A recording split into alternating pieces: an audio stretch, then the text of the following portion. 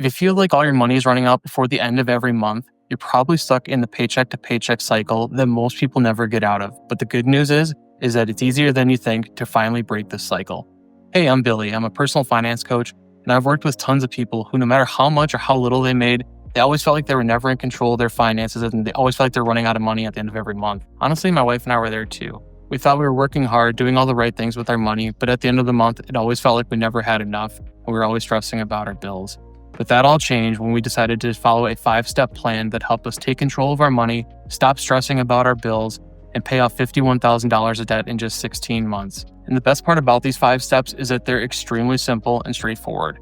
If you're sick and tired of living paycheck to paycheck and you're ready to finally make that change and take control of your money once and for all, stick with me and I will walk you through this 5-step plan that will change your finances for good. So the first step, and probably the most important step in this 5-step plan, is creating a zero-based budget at the beginning of every month for your money. So all a zero-based budget is like when you're going on a road trip across the country. You would never just jump in your car and just try and get there on your own without any GPS or Google Maps or Waze.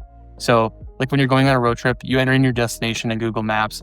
Well, that's all a zero-based budget is for your money. At the beginning of every month, you figure out how much money you're going to be making. So say you're going to be making $6,000 in the upcoming month. And it's just before the month begins, you lay it out in your budget where all $6,000 is going to go. So whether that's, paying for your debts, your bills, your rent, your mortgage, electricity bills, whatever it is, your entertainment, discretionary spending, however you want to spend your money in the upcoming month, that's all that the zero-based budget does. It's just you being intentional with your money so that way you know it's where it's going before the month begins and you're not wondering where it went at the end of it. And that leads to step number 2 of this plan, which is identifying wasteful spending and cutting out unnecessary expenses. So a lot of times what I encourage my coaching clients to do is go back and review the last 30 days of their spending. So go through your bank statements, your credit card statements, and just go through each transaction and see where if you can identify areas that you're spending money and just wasting it needlessly. So whether it's an unused gym membership, maybe you're eating out too often. That's always a big one that catches people. Maybe it's subscriptions that you're just no longer using and you need to cancel. Or maybe it's just impulse spending, or maybe you're spending too much money on Amazon. There's a whole handful of different categories that you can be checking and things you can do to cut back your spending without feeling like you're missing out on too much. So that's the first exercise I would do in order to identify potential savings. A great way to spend less money without consciously feeling like you're restricting yourself is to pay for as much as you can with cash. I know not many people use cash these days. Everyone's using a debit card or credit card. But what happens when you use cash is that it creates an emotional reaction when you physically hand the money over to whoever you're spending the money with. So whether it's out to eat, groceries, or any entertainment, to use cash as much as you can, because when you physically see the money leaving your hand and going to someone else, that causes an emotional reaction inside you and you naturally want to spend less money.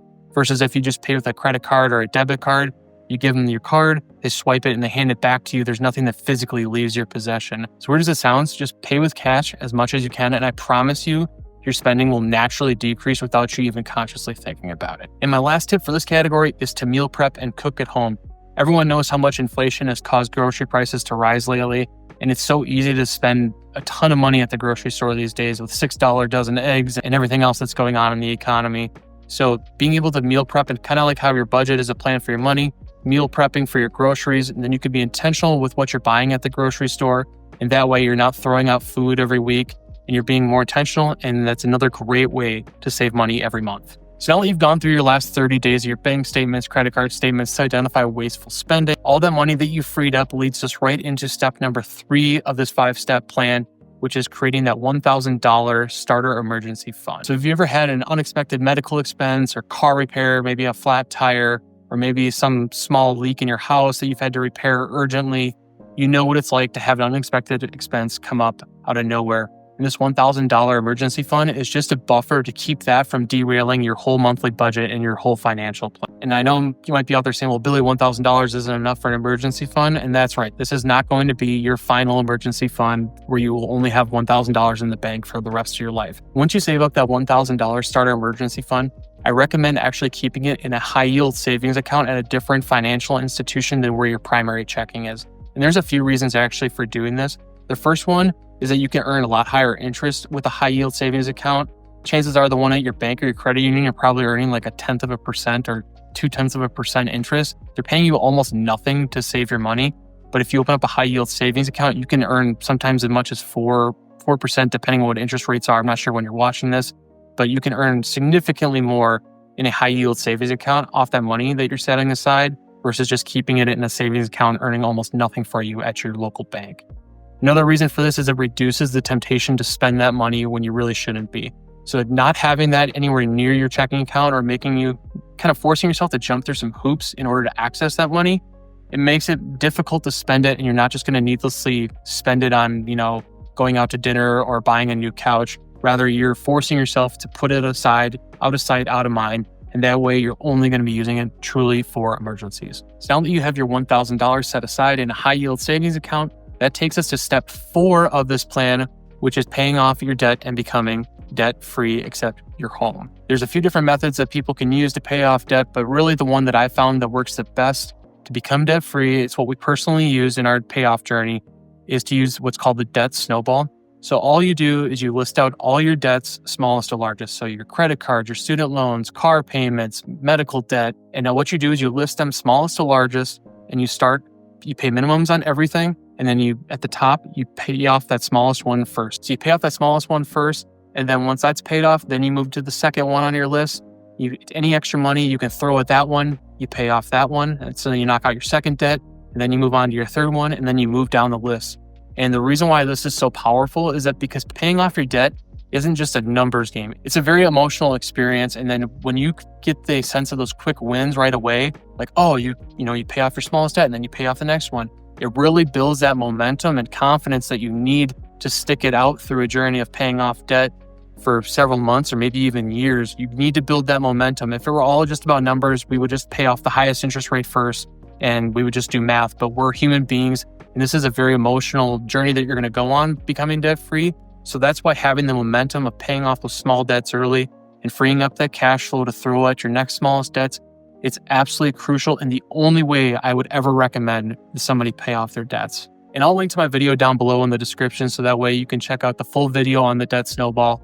I'll go into more detail about it, how to exactly set it up for your unique situation so that you can become debt-free. And that leads to step number 5, which is increasing your income and automating your savings.